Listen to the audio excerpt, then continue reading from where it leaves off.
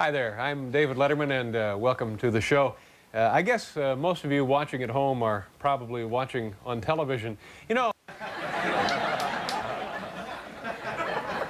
it's an interesting thing about watching a television show.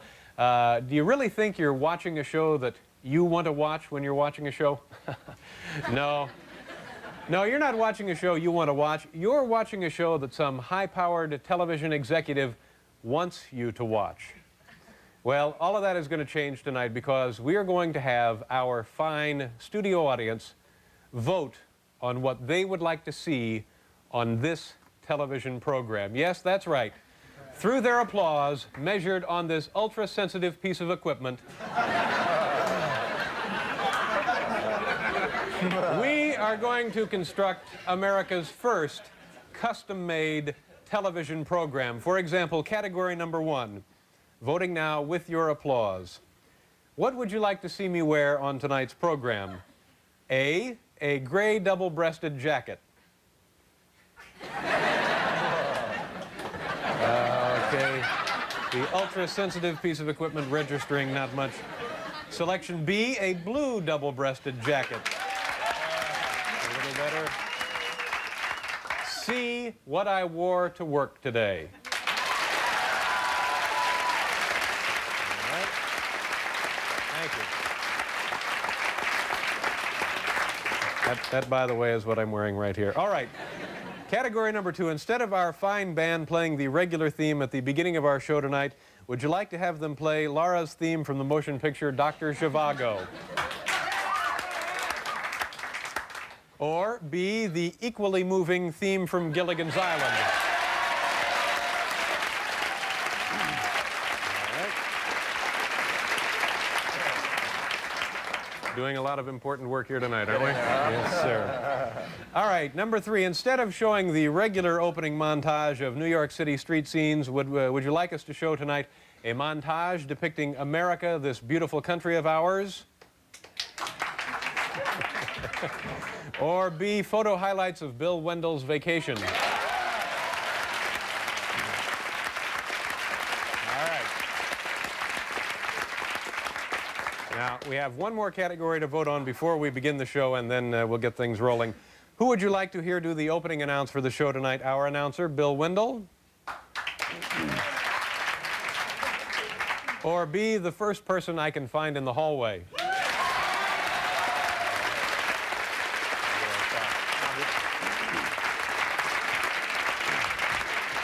All right, Bill. Hang on. Do you have the copy for the opening, Bill? All right, I'll be right back. We need the first person we can find. The first person... this guy. Excuse me. Come here a second. Hi, what's your name?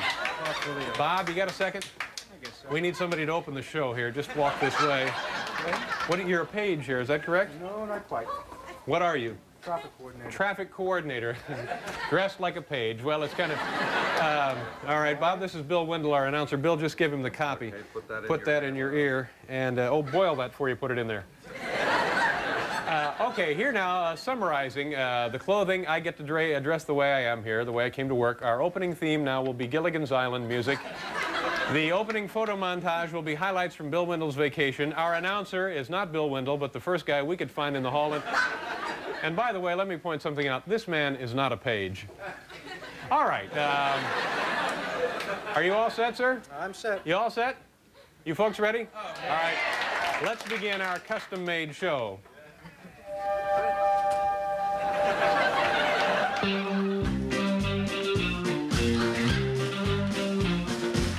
From New York City, the city that invites you to quit your job and come here to hang out. It's Late Night with David Letterman. Tonight, the custom-made show, where you, the audience, decide what's on the show with actress Teri Garr and sex therapist Dr. Ruth Westheimer. And now, a man who bet everything he owns that if Saturn had won a war with Jupiter, Saturn will win. But soon we'll get the bitter victory. David Letterman!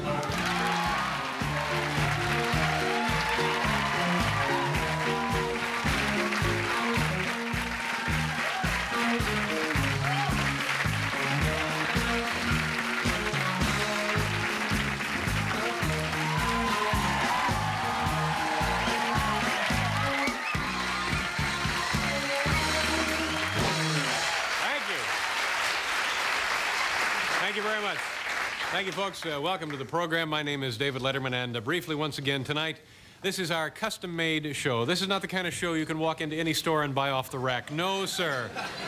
This one is being hand-tailored to the wishes and whims of our fine studio audience, and personally, I couldn't be happier. All right, now, opening a joke. So you have a choice here, ladies and gentlemen. Would you like to hear a joke about cab drivers in New York City?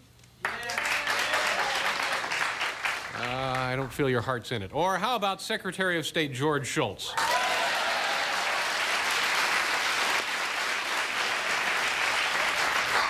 I kind of had a hunch it would be. All right, here is our joke about Secretary of State George Shultz. He now says that we should let Grenada serve as a lesson to everyone that the United States government will go anywhere to protect Americans who cannot get into regular medical school.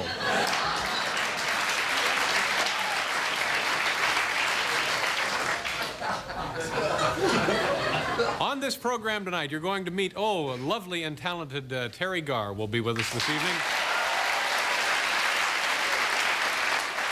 Also, the lovely and talented Dr. Ruth Westheimer will be on this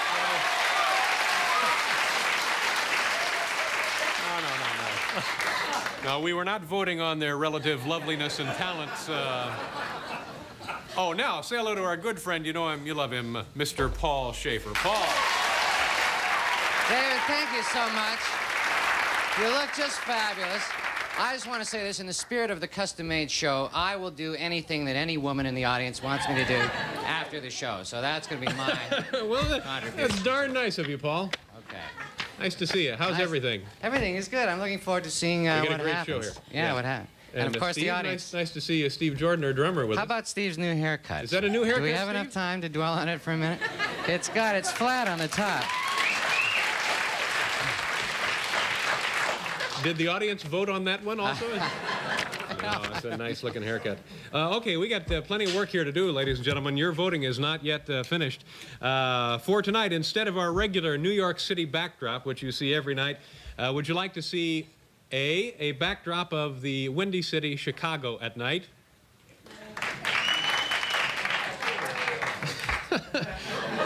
Please, ladies and gentlemen, no whistling. This thing is so sensitively calibrated.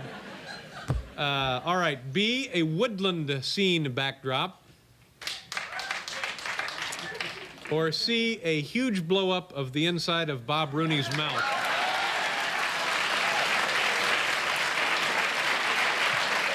right.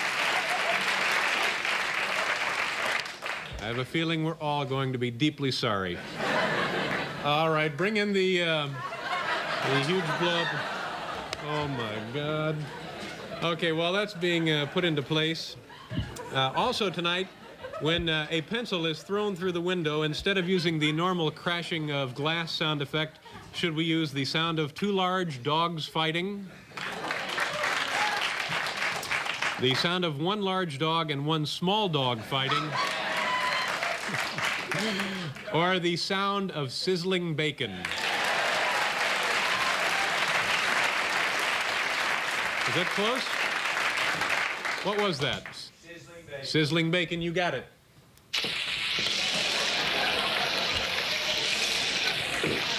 All right. Moving on now for tonight's, oh my God. Paul, give me that giant tube of Banaka, will you? For tonight's show, should the interviews be conducted using our regular desk and chairs?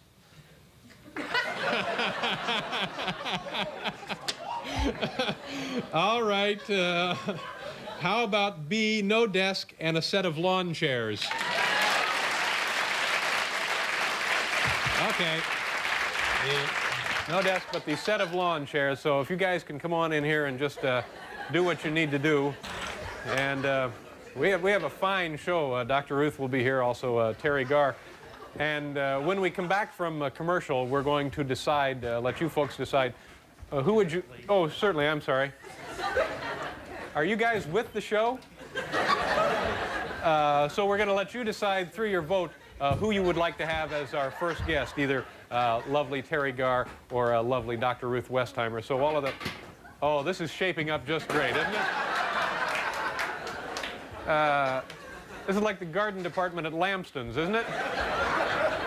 Okay, we're going to pause for a commercial. We'll be right back to vote on who gets to be our first guest.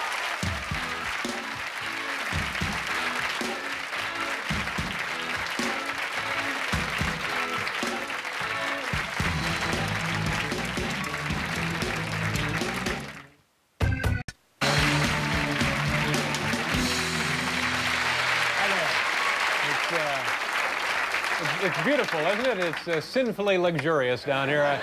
I wish each and every one of you could share this moment. What do you think, Paul? Is this all right? It's fabulous. It's like a garden party, you know? It's a little bit. I was on the train again last night. Everybody I run into asks me to give you their best. You're very popular on the train, Paul. Thank you so much. And isn't it? And how are you doing on the train? Well, it's all right. It was very crowded last night, and I was sitting next to one of these guys. Every few miles, every 4 or 5 miles, the guy would do this. Nice. That is a nice move, I think. Yeah, that's no good. But it's well. So we're gonna have to run him down to the lab. Okay, we have some more. We have more selections. Gee, and you know, I don't feel stupid. We may have to have another vote on that, by the way. Okay, tonight, what do you think? We have 2 wonderful guests, equally fine humans in their own right.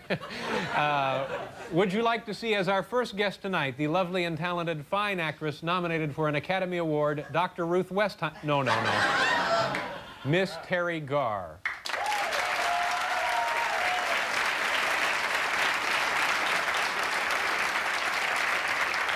All right, or our other fine guest tonight has her own radio show here in New York City and other fine cities across the United States and Europe as well, Dr. Ruth Westheimer.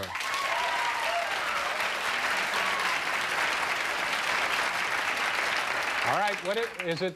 Dr. Ruth. Dr. Ruth will be our first guest, folks.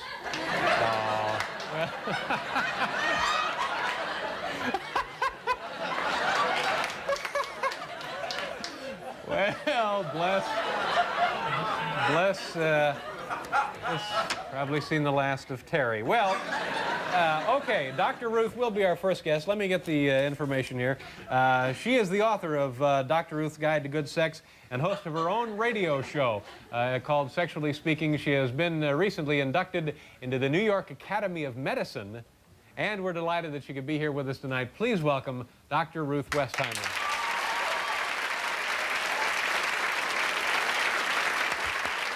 Hi, Dr. Ruth. How are you? Nice to see you. Thanks for joining us. Now, how was Teri upset about not being selected to come out first? No, but for me, I think that's very funny. With an Academy Award nominee, I think that's terrific. Oh, I see, yeah. No, I consoled her. She's going to go, and I'm going to watch her in the back later. You think she will show up? Oh, yes. Now, you get the radio show not only here in New York City, where else is it? Los Angeles. Los Angeles? A whole hour over satellite from New York to Los Angeles. Is it done the same day you do the show here in New York? And 5 minutes each week to Luxembourg in German. So all of Europe now hears about sex. Now, wait a minute. And 5 minutes in Israel. Now, what kind of things do you talk about on the show that goes from Luxembourg to the rest of Europe? Same things. Same things you do here in the United States? That's right. They have the same problems, David. Oh, I guess they have the same problems. They ask me about personal relationship questions, and they do ask me about sexual questions. Do you take phone calls? They have already enough questions. The way you collected them, they have enough until the year 2050, they told me. So they sent me a... Wait a minute. That's what they told me. And what they're doing is they give me 1 question per week. And then I answer it. 1 question a week, and you got enough until the end of the century? That's right. Oh, So I hope you'll be around, too, so that we can discuss it. So you only answer 1 question on each show? Yes. Yeah. Now, what's the common question you get in Europe, in Germany, for example? What's on the minds of the Germans? About sexual functioning and how to become better lovers, and how for women to have orgasms, and how men not to be premature ejaculators. Exactly the same type of questions. Same stuff, yeah. How is your book doing? I know you have a book. It's doing well. Guess what? What? That's interesting because it has now been translated to German. It's being translated into Japanese, French, and Turkish. Wow. Which is really terrific because it shows, seriously speaking, it does show that sex is a concern of everybody, of Arabs, of Jews, of everybody in this world, even on the David Letterman show. And it's doing nicely. Yeah, yeah. And Well, the other thing is that I might have a television program, but it's on another channel. Another channel. I don't want to talk about it. When will you know about that? Soon. Soon. I promise I'll tell you. Okay. And you were inducted into the Academy nice. of Medicine. Yeah, that's nice. That's because, big-time stuff, yes, isn't it? Yes, Yeah. because I'm not a physician, and you have to be voted upon. And what I love is, despite the fact that I'm having a lot of fun, you see that, that I also just published a chapter in a medical textbook, which means that I'm continuing keeping my academic credentials and the other stuff. Okay. You know that they love you at that college that I mentioned before. We'll mention it again. Oswego. Oh, they're going to be Upstate very New York. happy because you wore a T-shirt. That's right. I'll wear almost anything. Are we gonna do audience questions now? Is that what we're doing here? We'll go to a commercial, and then you're going to answer some questions from our studio audience. This will be a lot of fun. Okay, come on back, folks. After this, we'll talk with Dr. Ruth.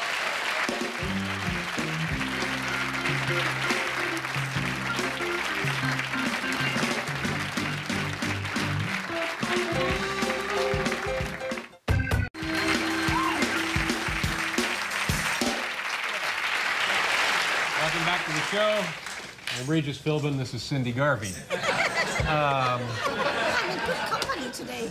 Doctor, we have questions here from our studio audience. Right. And they have asked questions here for you to answer, much like you do on your radio show, which now goes all over the world. This comes to us from a 20-year-old female. And it says, Dr. Ruth, what do you do if a girl gets as far as the bedroom and you change your mind? How do you get out of it? How does a girl, I guess, gracefully call the deal off? By just saying N-O, no. And she can even say, David, she can say, look, I really like you. I love the way the two of us kissed and hugged and touched and necked and petted. And I have decided not to go further. And she should just speak up and say, no. Now, David, if he drops her because of that, if he just says goodbye and adios, you're a ghost, you're a vapor. then she's a very lucky woman. That's right, because it wouldn't have worked out anyway. But I think the point here is maybe what if this woman is willingly and maybe even initiating some of this activity, and then later, you know? Then he should say, what did you say before about the ghost? Adios. Goodbye. Yes, right. Yeah, your history, your if vapor. she teased him. Teased him. If she did. If she just teased him and made believe, and then at the very last moment, when he's very sexually aroused, then she changes her mind. If she really started to tease him, then he should say goodbye. Letter number 2. Or these aren't actually letters. These are from our studio audience. What do you think, this comes from a 22-year-old female, what do you think of the new contraceptive sponge? Do you think it's safe? And what would be better if you don't think that's safe? Until we have more data available. More what? Data. Scientifically.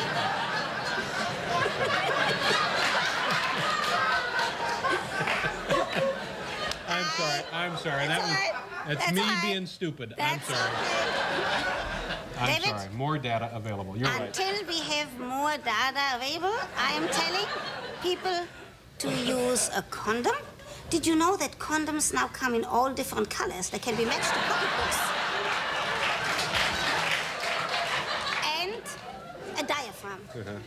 I am not saying if we have more data collected and if it does become clear that it is safe, then maybe I'm going to change my tune. Right now, I'm saying until we have a better contraceptive, a condom and a diaphragm. Right. They come in colors? Yes. Well, you don't. The thing I hate worst of all is clashing with the wallpaper. So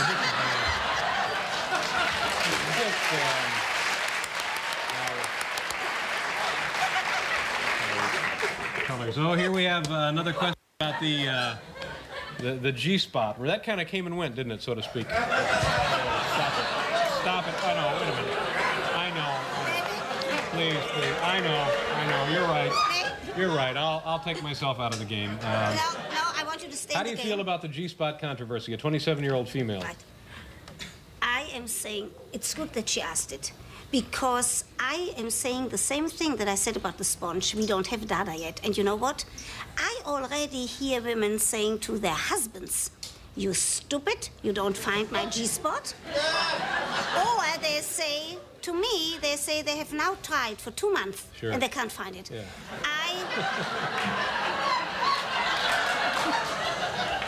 Until, you know, for those who might not know what it is, it's they say, those people who talked about Now, do you the G-spot, believe that it exists? I am saying I don't know yet.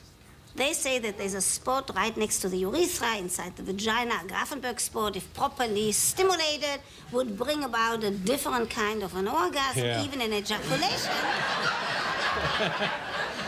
I'm saying we have enough problems with those things that we know about. That's right. And let the G-spot people bring us good data. Yeah. Scientifically collected. That's right. Then we'll talk about it. If people know about it and can get to it, fine. If you can't, don't worry about it. Right. Okay. Right. All right. How are we doing for time? This comes to us from a 36-year-old male. I'm a 36-year-old male, so maybe this will be something that we can relate together about. You know, I never ask personal questions. Would you like to ask me a question? No. Oh. You know why? Because I don't want you to ask me a personal question. That's why. I think that's a good policy.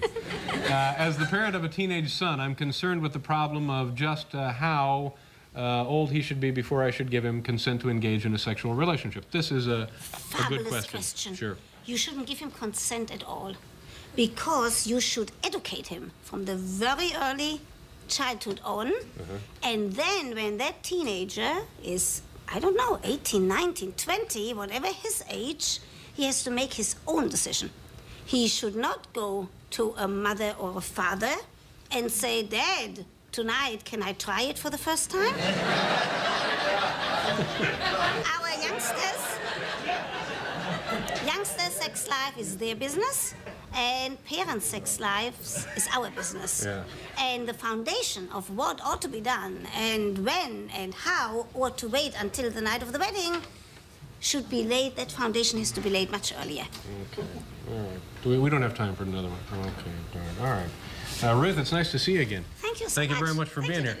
Ruth Westheimer, folks. Stay right there a second.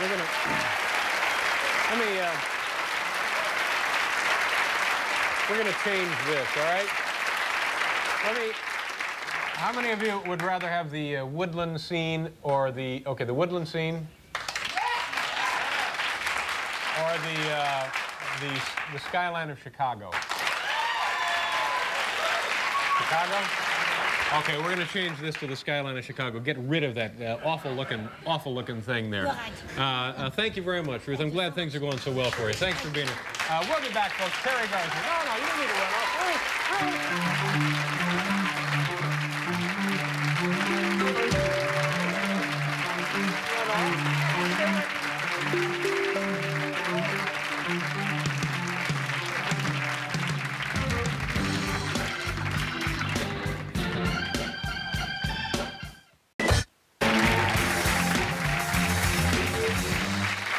Welcome back to the show, folks. Tomorrow, comedian actress Andrea Martin will be here, pitcher Gaylord Perry, and winners of the Harvest Moon Ballroom Dance Contest, Rick Detries. That can't be his name, is it?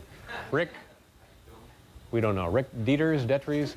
And Bob Smith will be here tomorrow, the man who won that contest. Also, he'll be here with Ann Kane, the dance champions. Okay. Also tomorrow, you're going to want to circle your TV guide for this. Larry Melman is going to the Port Authority here in New York City to greet travelers as they arrive from all over the United States. That'll be tomorrow. All right, this is the middle of the show, and traditionally we do some bit of comedy at this point. Now, we need your vote. We could either do a piece of comedy called My Neighborhood. It's funny photographs, and then I read little stupid captions on the back of them. Or we could get Larry out here, put him in a bear suit, and let him wander the halls of NBC.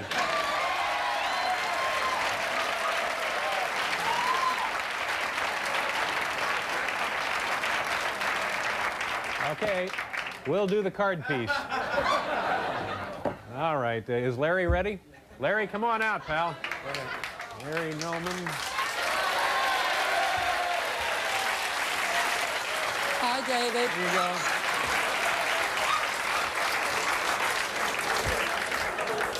go. Larry, why don't you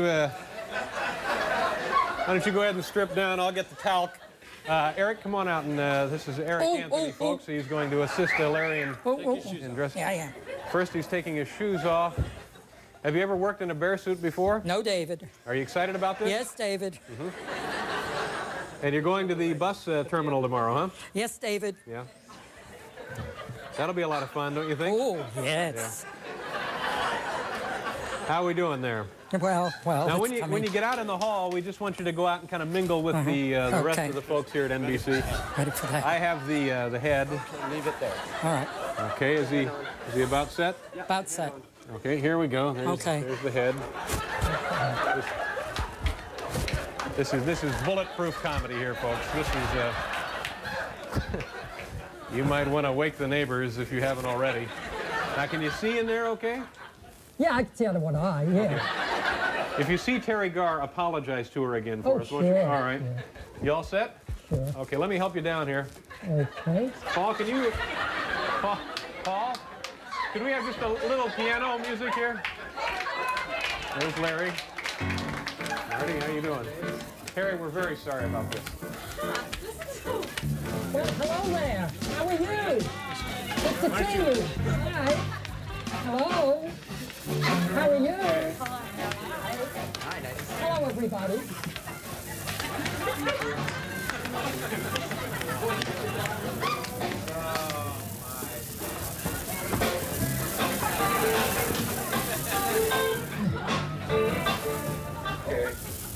Okay. Larry, can you hear me? What am I going to do now?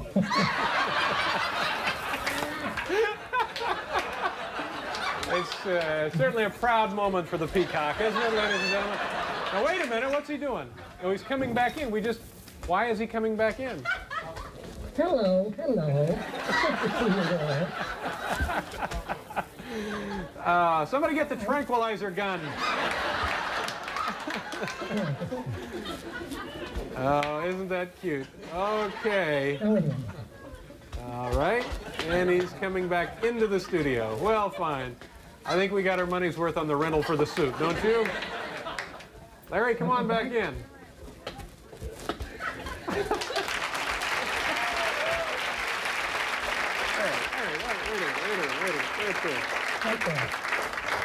That was the most pathetic thing I've ever seen. Are you all right? All right, and tomorrow... Nice job, Larry. Oh, bless his little heart. We'll be right back with Teri Garr. Go on back out there.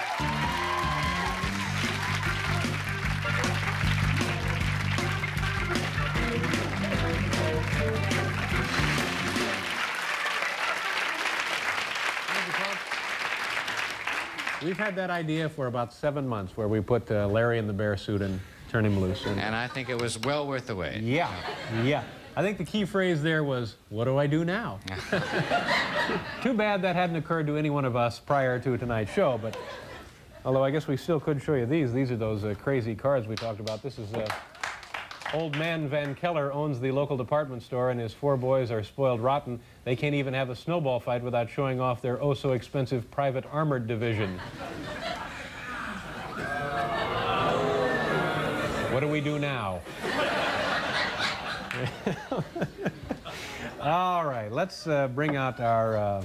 this is a wonderful person. We're always happy when she's on this program. A fine actress and a lovely person. She has delighted audiences in such films as Tootsie and Mr. Mom, and will soon be seen on the Hallmark Hall of Fame's production of Winter of Our Discontent. Please welcome Teri Garr. Hey, how are you? to see you. How are you? You look, oh God, I'm sorry. I'm sorry. Well, your ring. I'm sorry. I'm sorry. I'm sorry. I squeezed it a little harder than I should have. I'm awfully sorry. A little over anxious, aren't you, Dave? I'm eager, and I don't want you to be upset. Nice to have you on the show again. It's nice to be back. The Hallmark Hall of Fame. This is a very prestigious thing for you, isn't it? You think so? Oh, sure. That's, well, yeah, it is. Yes, it is. I'm impressed. Winter of Our Discontent? Mm-hmm. And tell me about that. This is a famous play, isn't it? No. Did you not? go to college or what? Well, I went to Ball State, so that's... Oh, that's right. Ball U. That's what it's called. Ask Dr. Ruth. Ball State University, okay. Yeah. Well, the Ball brothers founded it. You know, my mother is not going to ever speak to me again. Why? First, I did a sketch on Saturday Night Live about the contraceptive sponge. Now I'm on this with Dr. Ruth, bless her heart, and looking for the G-spot and all that stuff. Yeah. And now I say that what I just said. Yeah. Well, anyway. The Winter of Our Discontent is, I might as well talk about it since this is the end of my career. No. Okay, all right. Now, what do you mean it's the end of your career? Why do you say that? Well, you know, many people advised me not to do this show. Now, this hurts. This hurts me deeply. Now, who told you not to be on the show, and why? Most professional people that are in the business said for me not to do it, that I was spreading myself too thin. Oh, that's silly. Sort of becoming like the whore of Babylon. I'm doing all the shows and stuff. No. Now, the last time you were on the show, it's been 4 months at least. No, it hasn't. It was a month or something. But anyway, most people told me not to do it. The only person, my doctor advised me to do the show, so... so I'm doing Based it on what? Why did you go to For the my doctor? Are health. you feeling ill? Well, please don't ask. Oh, not feeling well? No, I'm feeling fine. All right, look. Now it's the can of peas that's opened up. I might as well spill it. Okay, please do. I had these things called lipomas removed from my body. Ooh. It's completely stupid to talk about, but that's so I went to a doctor to have him look at it. I went to several doctors. It's nothing serious, is it? No, it's nothing serious, and I'm sorry that you brought it up. But when you say, "Oh, we're at the doctor, and let's not talk about it," then it becomes much bigger than it should. That's right. Yes. So I've done it again. I've screwed this up, haven't I? Yeah. But anyway, he thought that I should come on this show, and boy, was he wrong. No, now, come on. Now, it's all I'm right. being mean, aren't I? There's no reason for me to be quite so hostile to you. Well, I get the feeling the last time, especially, that you don't like being on the show. You don't like me, and are you? Whoa. Sorry. Just checking. I have some lipomas I'd like you to look at.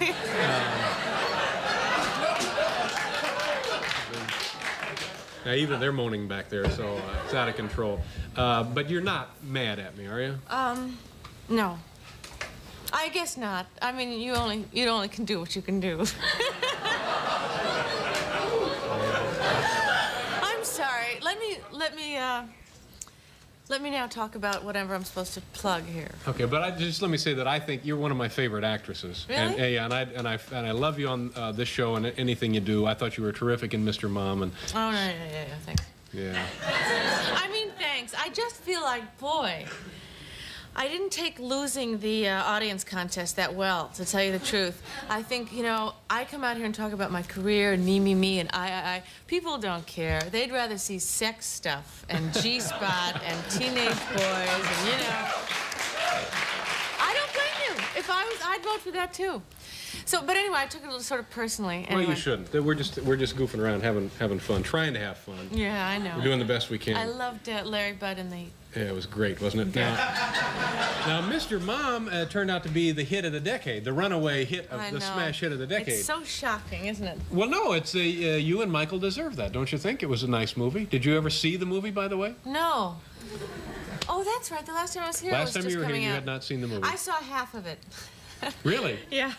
And then I fell into a deep sleep. I wasn't awakened for 3 or 4 days. Now, do you see Michael much? Do you see a lot of him? Well, actually, on my way here, he sat next to me on the plane. It was just an accident, coincidence, and we came together on the plane. And oh, never mind. Anyway, it's that doctor. Oh. No. Do you ever fly on the, I'm going to try and get out of this.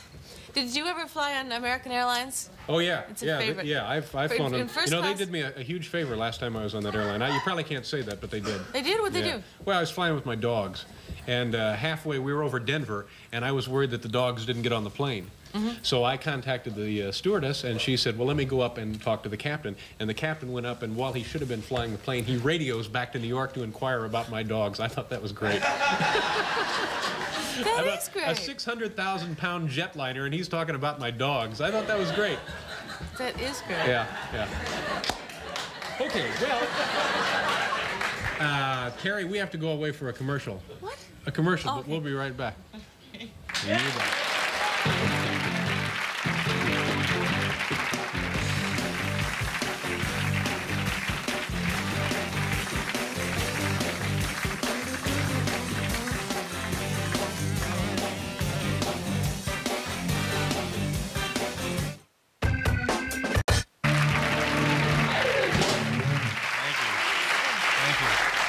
Teri has just written me this note, a novel by John Steinbeck. Stupid. Thank you. I stand corrected. I'm sorry about that. Now, this is the winner of our discontent. Now, tell me, I'm sorry to interrupt you about your airplane story. You and Michael are on this airliner flying. Where are you going? From LA to New York. Yeah. He's here doing a top good job, something Whoa. for the government and Woody Allen. And I know it's strange, but anyway, I was going to tell this funny story, and now it seems like it's probably not that funny. But they serve. They have at the end of the. Oh, it's so I can't do this stuff. What's the matter? Well, I mean, I think of stuff that I'm going to say, and then when I'm much better when I don't plan it. People say, you should plan what you're going to say. When I plan what I'm going to say, I feel like, okay, here I'm going to say a story. Well, it's fine. It's going along just fine. Oh, I can tell. It's just going along fine. Well, anyway, they serve ice cream at the end of the dinner on the plane, and it always says the ice cream festival. Right. So Michael and I were very happy that we were in time for the ice cream high school. You see how I can't do it? We were in time for the ice cream festival, and some of the jokes that we made up about it were, after they have the ice cream festival, they have a conga line to the plane about the ice cream, and the ice cream festival is a result of the great ice cream wars of 1810 that lasted for 3 days, and now they have this festival on American Airlines. That's all. There you go. I'm no good at that. No, that's great. Yeah, thank you. I'm encouraged. I'm very encouraged. Oh, that's good. That's very nice. Yeah. Now, you know, I read something about you this afternoon that I thought was sweet and also kind of sad. Your mother is has been most of her life a wardrobe mistress, Yes. right? So she's worked in show business on and on and on. Oh, And when yeah. you were a kid, she provided you with clothing, didn't she? Sometimes she did, yes. She's not speaking to me anymore, though, after tonight. Oh, Mom will get over that, don't you I'm think? not sure. What kind of stuff would she give you to wear? Well, one particular thing that she got me to wear, this was borrowed clothing. She used to work on the Dinah Shore show, and I was going to my high school prom, and I really wanted to wear one of those dresses from Lerner's like all the other girls were wearing. They were sort of these net dresses, Sure. strapless, beautiful thing. I have one. I'm sure you do. But she borrowed this Christian Dior dress from Dinah Shore's closet. Dinah Shore never knew, and I wore it to my prom. Yeah. Now, that's probably, as a kid, exhilarating and in some way not so exhilarating. I didn't want that. I wanted, you know, a dress, a jerky dress. Yeah. And especially since I had to give it back. Any other dresses that you wore from other No, folks? I'm not so crazy about that story either. It's not that thrilling. You know what I would like to know about, you live here in New York? Well, Yeah, of course you do, because you do this show here. Why are they, no, you may not know this across the country, but in the South Bronx in New York, it's very, you know, it looks like Dresden after the bomb. It's just a mess. And I've been seeing this thing on the news every night about they're going to the South Bronx and they're putting decals in the windows and flower pots and stuff. Now, to make it look like people live there or something. Do you know anything? Why are they doing well, that? there was a consideration for allocating a sum of money to put up these facades so that people would not be, as you suggested, depressed when they looked at what is not a thriving community now. And they thought by doing so, now there's not a bad reason for it, but they thought by doing so that people would say, oh, I see, it's okay and it's being renovated and we can invest in this area. They thought they would be tricked into investing. But the problem is, if you're going to take the money just to put up the decals, why don't you take the money to actually fix up the area. Exactly. Yeah, yeah. I wish I could have been at that meeting where someone, you know, like 12 people are sitting around a table and someone suggests, we'll trick them. We'll have a big news conference about how we're going to trick them. Yeah. And everyone went, yes, good idea. Let's go to lunch. No one thought about it. You know, it amazes me about life. Well, I don't know if has that been rescinded? Has that gone through? They're are doing doing it. They continue How much to money pour are they money spending? into this. All right. Well, we'll be back with Lawrence Spivak here on Meet the Press in just a minute. We have to go away, Teri.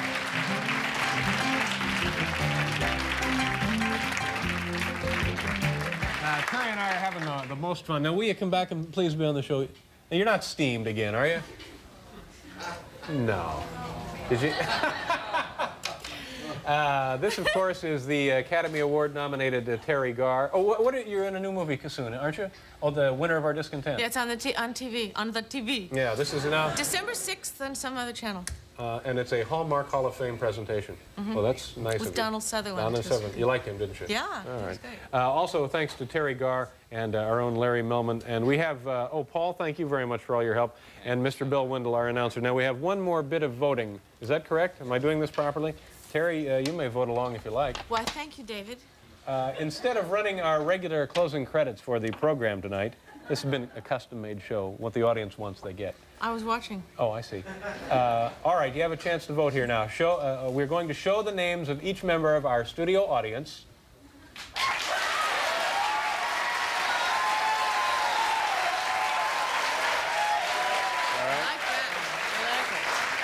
Or we're going to just end the program early and let everybody go home. No contest. No, it's not a contest. All right, how do we do this? Is everything ready to go for this? Okay, thank you very much. We'll see you tomorrow night. Who's here tomorrow night? Andrea Martin from SCTV and Gaylord Perry. Have a good night, folks. Thank you very much for having us.